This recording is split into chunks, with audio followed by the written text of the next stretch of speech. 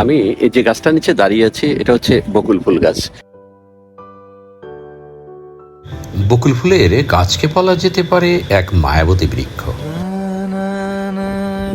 তার গন্ধে মায়া, বর্ণে মায়া, পাতায় পাতায় একই বিনীত নিবেদন।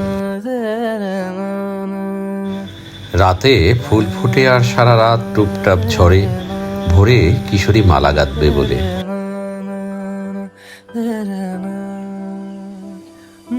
বকুলের মালা শুকাবে,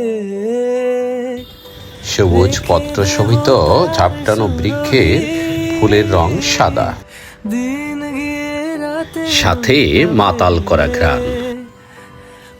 বকুল ফুল দেখতে অনেকটা তারার মতো, তাই কি কবি নজরুল গেয়েছিলেন, মোর প্রিয়া হবে এসো রানী, দেব খোপায় তারার ফুল।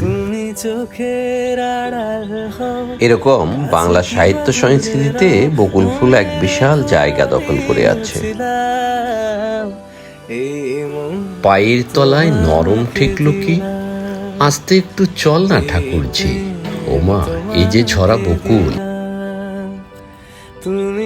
কবি যতীন্দ্রমোহন বাগচি তার অন্ধবধূ কবিতায় এভাবেই বকুল ফুলের বর্ণনা করেছেন।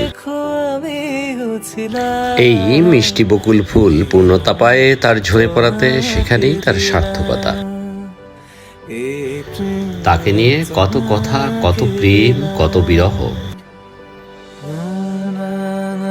অনেকেই বকুল ফুল নিয়ে নানা কবিতা শুনেছেন, সাহিত্যের ছন্দ রস তৈরি হয়েছে, গান শুনেছেন, কিন্তু বকুল ফুল গাছ বা বকুল ফুল কি নিজে কখনো দেখেছেন? হয়তো ফুল দেখেছেন, কিন্তু গাছ কিন্তু খুব সহজেই দেখেনি। দেখুন, চমৎকার একটা বকুল ফুল গাছ। এটা আমি গোপালগঞ্জে দাঁড়িয়ে আছি, এখানে আছে।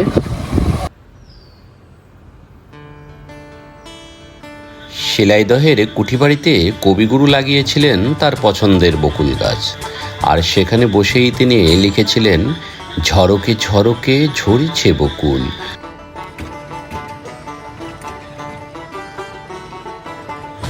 বাড়ির সামনের পুকুর পাড়ে এরকম একটা বকুল ফুল গাছ লাগিয়ে আপনিও পরিচয় দিতে পারেন রুচি আর আভিজাত্যের।